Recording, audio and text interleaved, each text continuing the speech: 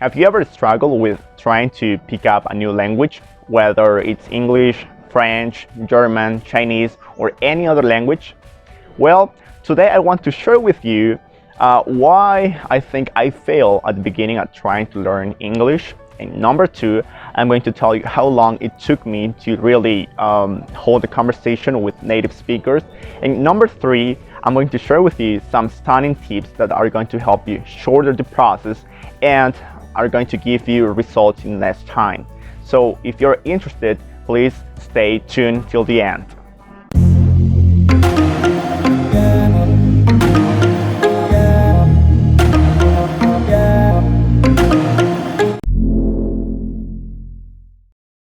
Hi, my name is Kevin Jimenez, and as you know, in this channel I share content about how you can learn languages, how you can acquire languages effectively.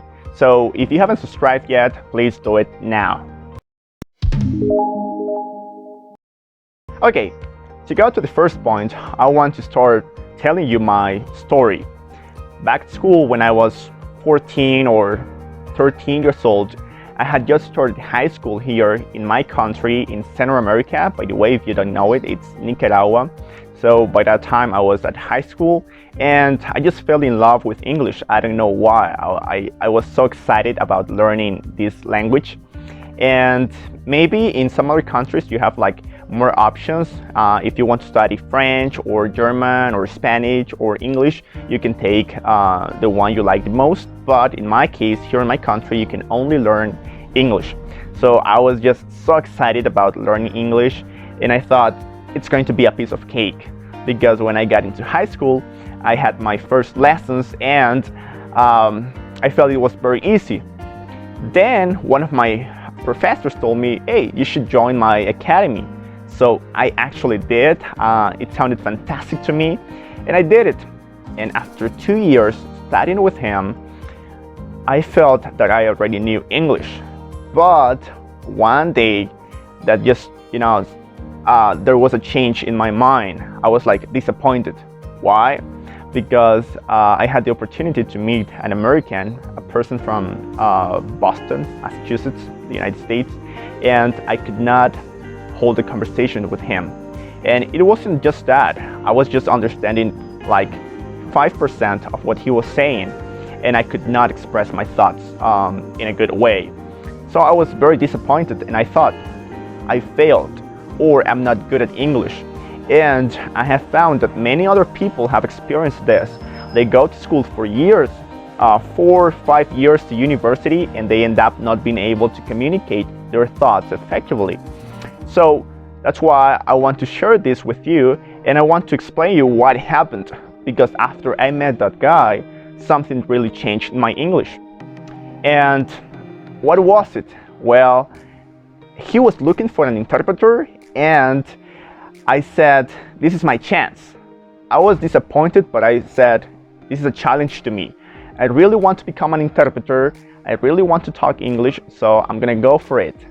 And I told him, I'm going to do it for free, for you. If you let me interpret for you, I'm going to do it for free. I knew I was not good enough, but he said, yes, go ahead, let's do it. So I was doing just a very bad job at the beginning, because I was just mixing up numbers, expressions. I was saying, 14 instead of 40, and some other very, dumb mistakes. But after 3 months of doing that work, from 7 in the morning to 6, in the evening. And so after 3 months interpreting for him every day for hours and hours, my English just changed dramatically. And I was just amazed. And I thought, well, what happened during these 3 months that didn't happen during those 2 years at school?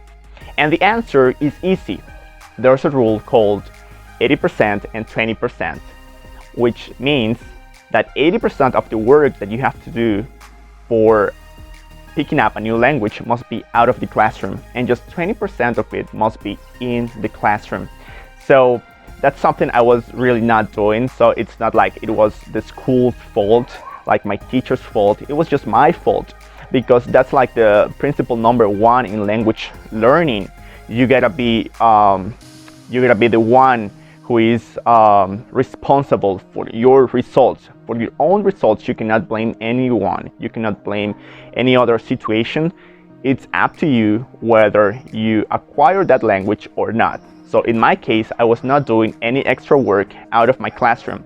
That's why when I had the chance to meet this guy, I was just like used to grammar and writing and reading, and I did not care about, understanding different accents and expressions, native expressions that I could not understand.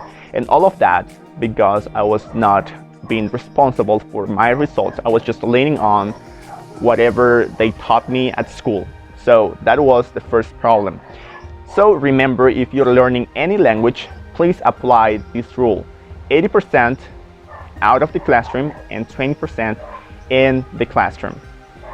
So number 2 is how long it took me to really hold a conversation with that guy or any other native speaker. Well, the answer is like pretty obvious, as I was telling you in my earlier story. It took me 2 years to study in an academy here in my town, and then I spent 3 months with that guy until I really kind of understood almost everything he said, and I was kind of starting to express my thoughts. And that was the point. I was understanding a lot, but I was not being able to express my thoughts confidently. And that process just kept like that. It just kept going and going, and until like the 5th or 6th month, it changed. I was finding myself able to express my thoughts confidently. And what happened? Well, I remember that he told me, I'm gonna give you this book. And I was like, no, I want money, not books. You see? And I just took it. I received it from him, and I came back home, and I was like, okay, I'm gonna give it a chance, because honestly, I did not like to read before that.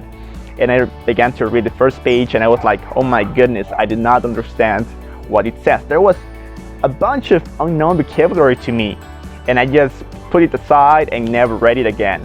And like at the 6th month, I was speaking more, not perfectly, because everything I was doing, I was just acquiring the language. I was not studying like grammar rules, etc. But I was understanding things in context, and I was doing much better than in the previous 2 years. So one day I decided to take the challenge to read that book, and I began to do it. It was a long process, but I finally did it. And I found myself with more vocabulary, with more clear ideas on how to express whatever I wanted to. And I realized that reading was such a tool to improve my speaking skills. In fact, Stephen Krashen, master in linguistics, tells about that we should read and read and read in order to speak. We usually tend to think that if we want to improve our speaking skills, we have to speak.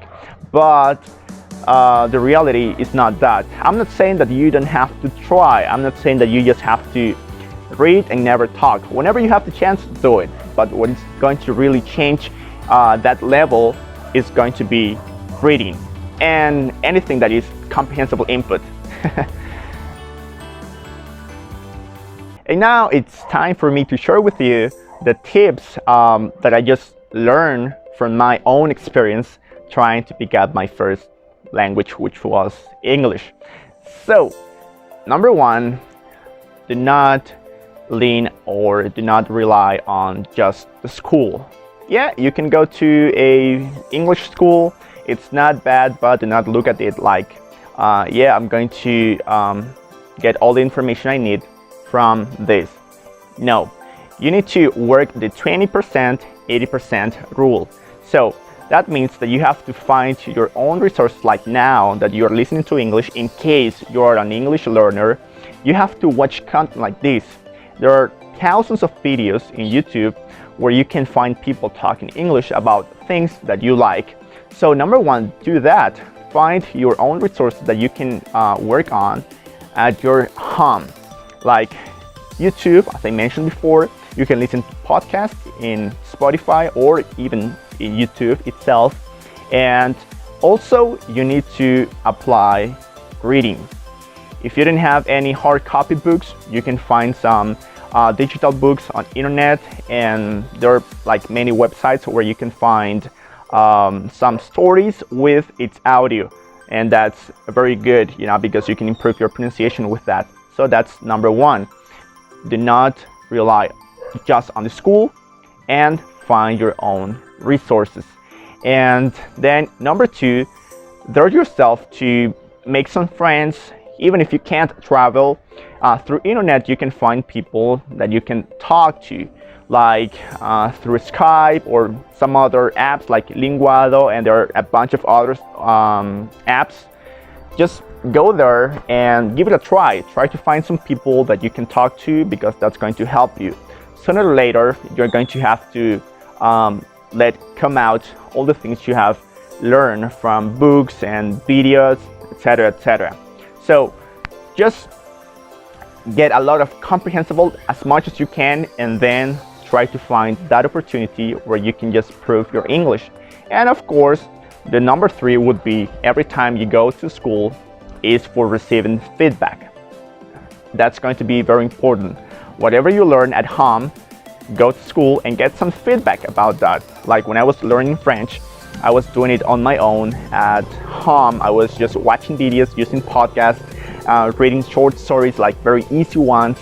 And then I found out that there was a course in another city, in my country, and I decided to travel so I could get some feedback from my professor and practice with my classmates. And that really helped me a lot. And then there was a transition when I went back to my house to keep doing the same process. And that's what I usually do. I get information on my own at my house, and then I try to get a mentor who can give me feedback and tell me how I am doing things. So this is what I wanted to share with you, and I hope this is very useful to you. And yeah, if you have experienced something like this, please leave it in the comments below. If you have some questions, some doubts, or some suggestions about some videos that I can make in the future, I will be, I appreciate it a lot. Just leave those comments below. Subscribe to the channel if you haven't done it yet. So see you in next videos. Bye bye.